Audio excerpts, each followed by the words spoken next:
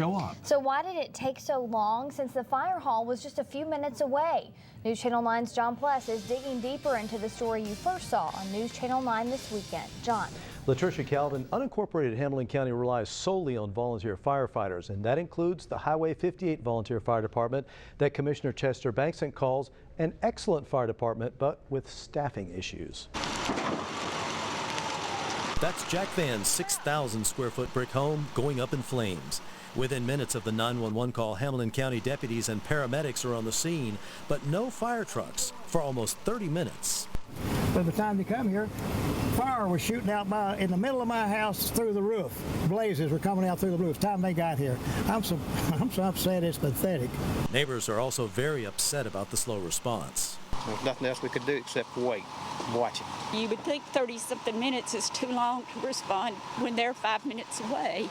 Emergency Services spokesperson Amy Maxwell tells us 911 records show a 26-minute first engine arrival. But Highway 58 Volunteer Fire Department Chief Charles Harris says it was more like 18 minutes. The U.S. Fire Administration says the national average response time for half of all fire calls is within 5 minutes, with 90% of calls answered within 11 minutes. Van and others in the Highway 58 area do pay annual subscriber fees for protection. Sure, I think they ought to give us some service. I mean, what are you paying for if you don't get something out of it?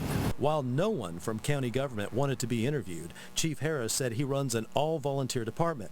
Harris said when the fire erupted Saturday, volunteers were enjoying the day out with their families, and it took them a while longer to respond. And they should have certain people to be standing by at any time.